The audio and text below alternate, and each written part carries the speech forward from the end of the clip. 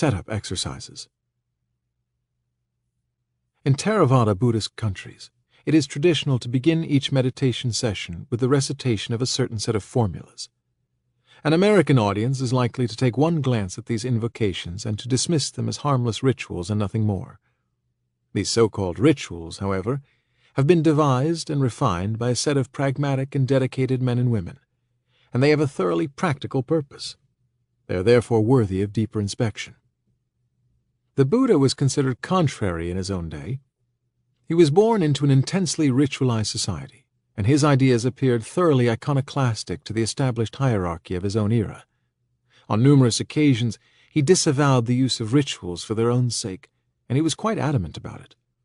This does not mean that ritual has no use. It means that ritual by itself, performed strictly for its own sake, will not get you out of the trap. Indeed, such performance is a part of the trap. If you believe that mere recitation of words will save you, then you only increase your own dependence on words and concepts. This moves you away from the wordless perception of reality rather than toward it. Therefore, the formulae that follow must be practiced with a clear understanding of what they are and why they work. They are not prayers, they are not mantras. They are not magical incantations.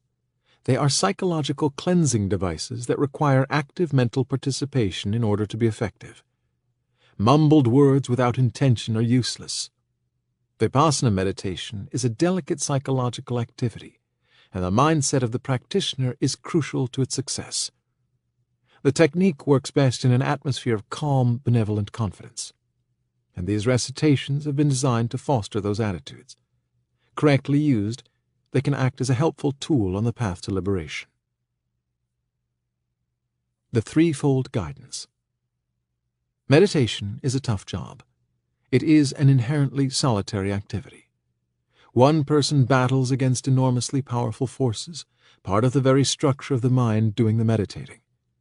When you really get into it, you will eventually find yourself confronted with a shocking realization. One day you will look inside and realize the full enormity of what you are actually up against. What you are struggling to pierce looks like a solid wall so tightly knit that not a single ray of light shines through. You find yourself sitting there, staring at this edifice, and you say to yourself, "That? I'm supposed to get past that? But it's impossible. That is all there is. That is the whole world. That is what everything means. And that is what I use to define myself and to understand everything around me. And if I take that away, the whole world will fall apart and I will die. I cannot get through that. I just can't." It is a very scary feeling, a very lonely feeling. You feel like, here I am, all alone, trying to punch away something so huge it is beyond conception. To counteract this feeling, it is useful to know that you are not alone. Others have passed this way before. They have confronted that same barrier, and they have pushed their way through to the light. They have laid out the rules by which the job can be done, and they have banded together into a fellowship for mutual encouragement and support. The Buddha found his way through this very same wall, and after him came many others. He left clear instructions in the form of the Dhamma to guide us along the same path, and he founded the Sangha, the community of monks and nuns, to preserve that path and to keep each other on it. You are not alone, and the situation is not hopeless. Meditation takes energy. You need courage to confront some pretty difficult mental phenomena and the determination to sit through various unpleasant mental states. Laziness just will not serve. In order to pump up your energy for the job, repeat the following statements to yourself. Feel the intention you put into them. Mean what you say. I am about to tread the very same path that has been walked by the Buddha and by his great and holy disciples. An indolent person cannot follow that path. May my energy prevail. May I succeed. Universal loving friendliness. Vipassana meditation is an exercise in mindfulness, that is, in egoless awareness. It is a procedure in which the ego will be eradicated by the penetrating gaze of mindfulness. The practitioner begins this process with the ego in full command of mind and body. Then, as mindfulness watches the ego function, it penetrates to the roots of the mechanics of ego and extinguishes ego piece by piece. There's a full-blown catch-22 in all this, however. Mindfulness is egoless awareness. If we start with ego in full control, how do we put enough mindfulness there at the beginning to get the job started? There's always some mindfulness present in any moment. The real problem is to gather enough of it to be effective. To do this, we can use a clever tactic. We can weaken those aspects of ego that do the most harm, so that mindfulness will have less resistance to overcome. Greed and hatred are the prime manifestations of the ego process. To the extent that grasping and rejecting are present in the mind, mindfulness will have a very rough time. The results of this are easy to see. If you sit down to meditate while you're in the grip of some strong obsessive attachment, you'll find that you will get nowhere. If you are all hung up in your latest scheme to make more money, you probably will spend most of your meditation period doing nothing but thinking about it. If you're in a black fury over some recent insult, that will occupy your mind just as fully. There's only so much time in one day, and your meditation minutes are precious. It is best not to waste them. The Theravada tradition has developed a useful tool that will allow you to remove these barriers from your mind, at least temporarily, so that you can get on with the job of removing the roots permanently. You can use one idea to cancel another. You can balance a negative emotion by instilling a positive one. Giving is the opposite of greed. Benevolence is the opposite of hatred. Understand clearly now. This is not an attempt to liberate yourself by auto-hypnosis. You cannot condition enlightenment. Nibbana is an unconditioned state. A liberated person will indeed be generous and benevolent, but not because she has been conditioned to be so.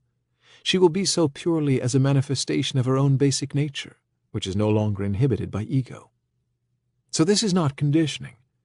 This is rather psychological medicine.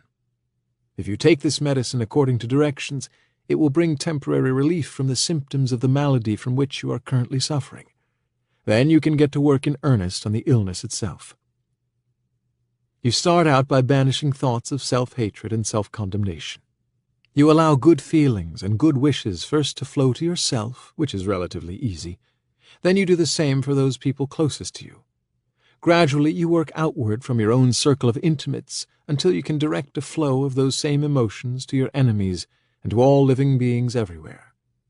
Correctly done, this can be a powerful and transformative exercise in itself.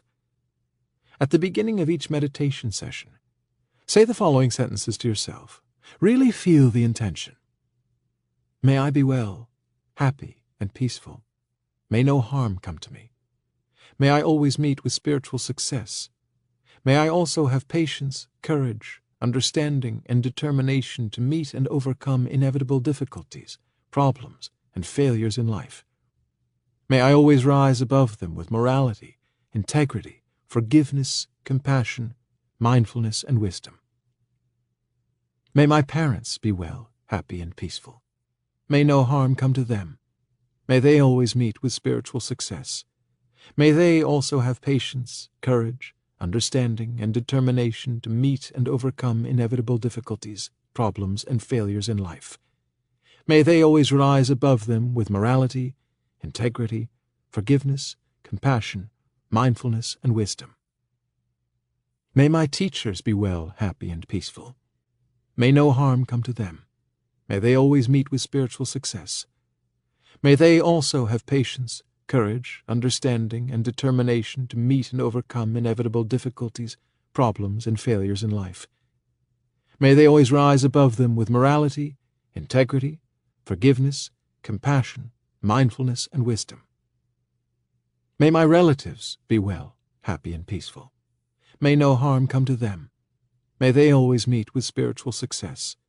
May they also have patience, courage, understanding, and determination to meet and overcome inevitable difficulties, problems, and failures in life. May they always rise above them with morality, integrity, forgiveness, compassion, mindfulness, and wisdom.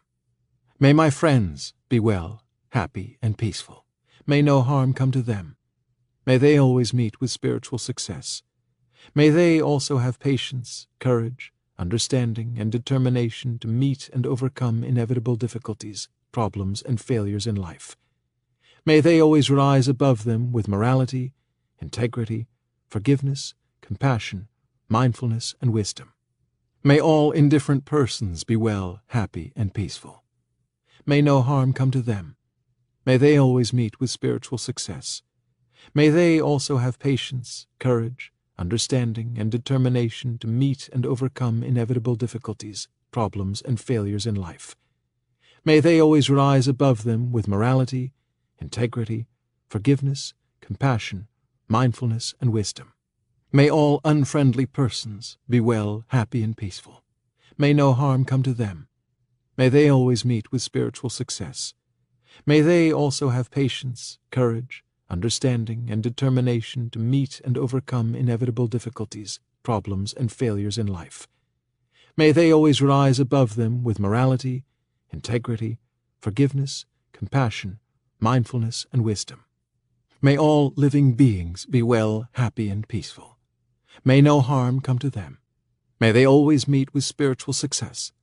May they also have patience, courage, understanding, and determination to meet and overcome inevitable difficulties, problems, and failures in life. May they always rise above them with morality, integrity, forgiveness, compassion, mindfulness, and wisdom. Once you have completed these recitations, lay aside all your troubles and conflicts for the period of practice. Just drop the whole bundle. If they come back into your meditation later, just treat them as what they are, distractions. The practice of universal loving friendliness is also recommended for bedtime and just after arising. It is said to help you sleep well and to prevent nightmares. It also makes it easier to get up in the morning, and it makes you more friendly and open toward everybody, friend or foe, human or otherwise. The most damaging psychic irritant arising in the mind, particularly at the time when the mind is quiet, is resentment. You may experience indignation remembering some incident that caused you psychological and physical pain. This experience can cause you uneasiness, tension, agitation, and worry. You might not be able to go on sitting and experiencing this state of mind. Therefore, we strongly recommend that you should start your meditation with generating universal loving friendliness. You may wonder how we can wish, "May my enemies be well, happy, and peaceful. May no difficulties come to them. May no problem come to them. May they always meet with success. May they also have patience, courage, understanding, and determination to meet and overcome inevitable difficulties, problems, and failures in life." You must remember that you practice loving friendliness for the purification of your own mind, just as you practice meditation for your own attainment of peace and liberation from pain and suffering. As you practice loving friendliness within yourself, you can behave in a most friendly manner without biases, prejudices, discrimination, or hate. Your noble behavior enables you to help others in a most practical manner to reduce their pain and suffering. It is compassionate people who can help others. Compassion is a manifestation of loving friendliness in action, for one who does not have loving friendliness cannot help others. Noble behavior means behaving in a most friendly manner. Behavior includes your thought, speech, and actions. If this triple mode of expression of your behavior is contradictory, then something is wrong, and contradictory behavior cannot be noble behavior. In addition, from a pragmatic perspective, it is much better to cultivate the noble thought, "May all beings be happy-minded," than the thought, "I hate him." Our noble thought will one day express itself in noble behavior, and our spiteful thought in evil behavior. Remember that your thoughts are transformed into speech and action in order to bring the expected result. Thought translated into action is capable of producing a tangible result. You should always speak and do things with mindfulness of loving friendliness. While speaking of loving friendliness, if you then act or speak in a diametrically opposite way, you will be reproached by the wise. As mindfulness of loving friendliness develops, your thoughts, words, and deeds should be gentle, pleasant, meaningful, truthful, and beneficial to you as well as to others. If your thoughts, words, or deeds cause harm to you, to others, or to both, then you must ask yourself whether you are really mindful of loving friendliness. Practically speaking, If all of your enemies were well, happy, and peaceful, they would not be your enemies. If they were free from problems, pain, suffering, affliction, neurosis, psychosis, paranoia, fear, tension, anxiety, etc., they would not be your enemies. The practical approach toward your enemies is to help them overcome their problems so you can live in peace and happiness. In fact, if you can, you should fill the minds of all your enemies with loving friendliness and make all of them realize the true meaning of peace so you can live in peace and happiness. The more they are neurotic, psychotic, afraid, tense, and anxious, the more trouble, pain, and suffering they bring to the world. If you could convert a vicious and wicked person into a holy and saintly individual, you would perform a miracle. Let us cultivate adequate wisdom and loving friendliness within ourselves to convert evil minds to saintly minds. When you hate somebody, you think, "Let him be ugly. Let him lie in pain. Let him have no prosperity. Let him not be rich. Let him not be famous. Let him have no friends. Let him after death reappear in an unhappy state of deprivation in a bad destination for eternity." However, what actually happens is that your own body generates such harmful chemistry that you experience pain, increased heart rate, tension, change of facial expression, loss of appetite, deprivation of sleep, and you appear very unpleasant to others. You go through the same things you wish on your enemy. Also, you cannot see the truth as it is. Your mind is like boiling water, or you are like a patient suffering from jaundice to whom any delicious food tastes bland. Similarly, you cannot appreciate somebody's appearance, achievement, success, etc. And as long as this condition exists, you cannot meditate well. Therefore, we recommend very strongly that you practice loving friendliness before you start your serious practice of meditation. Repeat the preceding pages very mindfully and meaningfully. As you recite these passages, feel true loving friendliness within yourself first, and then share it with others. For you cannot share with others what you do not have within yourself. Remember, though, these are not magic formulas. They don't work by themselves. If you use them as such, you will simply waste time and energy. But if you truly participate in these statements and invest them with your own energy, they will serve you well. Give them a try. See for yourself.